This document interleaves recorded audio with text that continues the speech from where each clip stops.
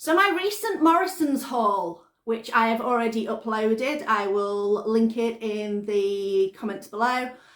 I got some aubergines and having a look on the old internet, and also a viewer suggestion. Caroline curry from Bootstrap Jack. Jack Monroe is a food blogger and is very active on Twitter. Have a look for them. They are really, really good at doing fantastic budget meals. They've also got a few books out and I've had a look at those from the library and they're really, really good. So a Caroline curry uses up the aubergines that we've got. We like a curry in this house. So let's have a look how we start. So the first thing that we do in this recipe is we take our aubergine, we take the end off, we give it a good stabbing and put it in some water with some salt in. And this is to help draw out some of that bitterness that aubergine has. I've already used a bit of this one, so I am going to put that in as well. So I'm going to throw in a bit of salt. I'm just going to use the table salt, not my good sea salt. Chuck a bit of salt in there. And then I think I'm going to use something to weigh this down. I should have a saucer to press that down a little bit. Might need a little bit of extra weight. So what else can I use? Let's use this pan. There we go. Use what's to hand. It's only water, it just needs a wipe afterwards. So it says now leave this for 20 minutes. So while the aubergine is doing its little thing in its salty water, I'm going to tell you about all the other ingredients that you will need. You will need 1 onion. You do not need a pepper, but I had a sad looking one in the fridge, so we're popping that in today. You will also need some garlic. Yes, I use jarred garlic because it's easier and sometimes I don't have garlic in.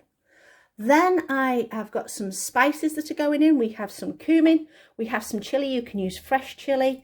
We have turmeric. Now, black pepper's not in the recipe, but turmeric and black pepper are a really, really good partnership. There's a thing called curcumin in turmeric that won't get activated unless you put black pepper with it. So I always pair these up together. And that's part of the anti-inflammatory properties of turmeric. We have some mustard. We have some lemon. We're going to use some of the zest and the juice. We have some tomatoes. I am really proud of my little self. These are tomatoes that I got in a not a too good to go box, a little box. There were loads of tomatoes in there, and I actually water bath canned these, and I'm quite chuffed with my little self for doing that.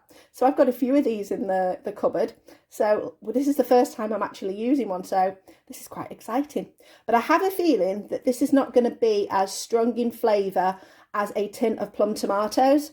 So in addition, again, an added bit to the recipe, we're going to add a little bit of tomato puree just to heighten the intensity of the tomatoes. So what we're going to do to start with is we are going to put our onion and our pepper in a frying pan with some oil and get started on sweating those onions down. So we have got our oil in the pan just warming up. I'm going to put in our onions and our peppers and just saute these off for a short period of time.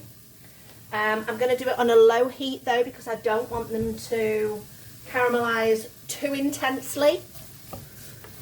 As when I say too intensely, I mean I want them dark and caramelised, but I don't want them done too fast, because you find that then they just start to catch and burn. So I'm going to start these off like that. Make sure they're all nicely spread out.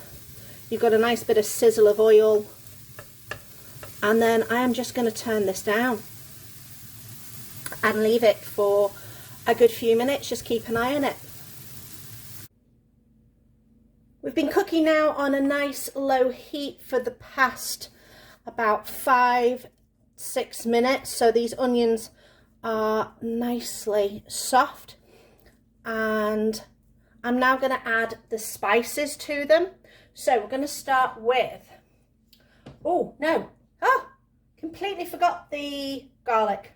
So I'm going to put in some garlic. It says 1 garlic. I like garlic, so that's going to go in. Right, pop your garlic in. Cook that for a couple of minutes before you put your spices in. Okay, now I'm going to add my spices. I'm just going to move all this a little bit to the side. I'm going to add a little bit of extra oil to the middle. And then I'm going to add these spices because they saute off nicely in a little bit of oil. So we're going to start with a pinch of chili. Add more if you like it hotter, obviously. Then we are going for half a teaspoon of our turmeric. But adding to that the black pepper. Then we have got the cumin. So a teaspoon of cumin. Then a quarter of a teaspoon of English mustard. This is mustard powder. This is a little bit out of date, which is absolutely fine, but I know that quarter of a teaspoon is not going to cut it. All your herbs and spices will last way beyond their sell by date, use by date, but they don't go out of date in terms of they don't go off, they just lose their potency. As long as you keep them in a cool, dry place and out of the sun. Sunlight makes, for some reason I've read somewhere, sunlight makes your herbs and spices not work as well as they should. So you might end up needing a little bit more than what you think. So we're going to give that a little bit of a mix around. We are then going to add the zest of our lemon. Oh, this is smelling lovely. And the juice. Now it says of half a lemon, but this lemon I have got is so tiny. Give it a good squeeze, get all that juice out. I don't have one of those cool lemon pressy things that looks like a big garlic press for lemons. I just use my fingers. It's absolutely fine. Okay, just gonna give that a mix. Next, we are meant to be adding our tomatoes, but I'm first gonna add a good squeeze. That's probably just over a tablespoon of tomato puree, and I'm just gonna cook that out a little bit before I put in my canned tomatoes.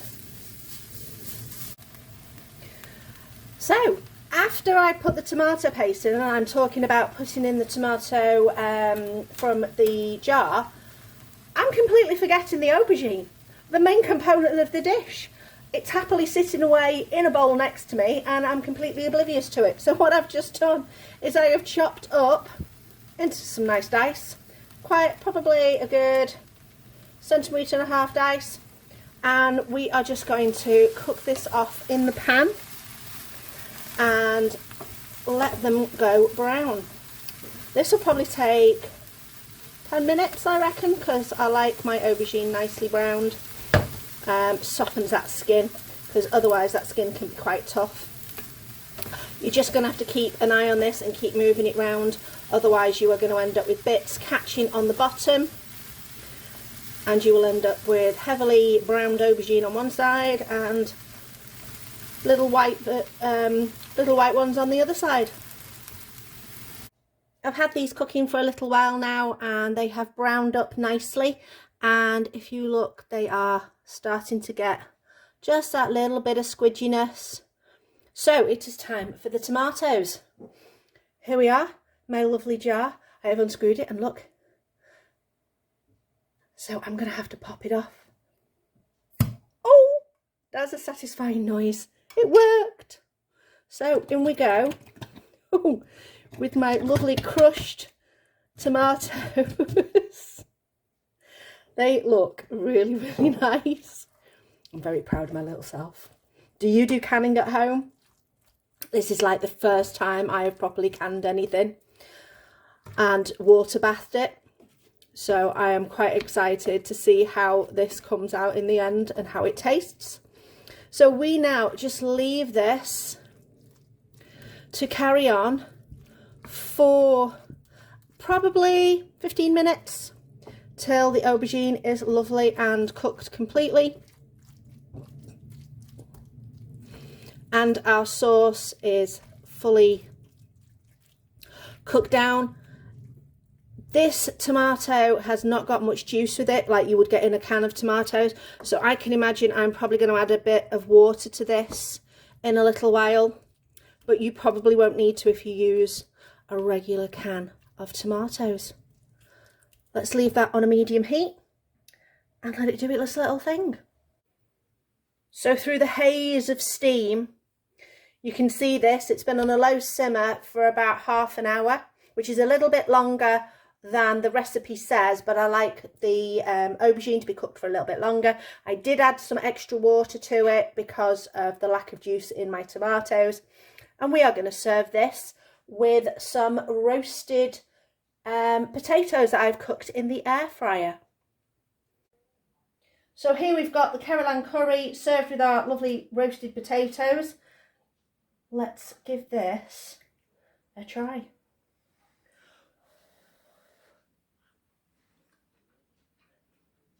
That's good.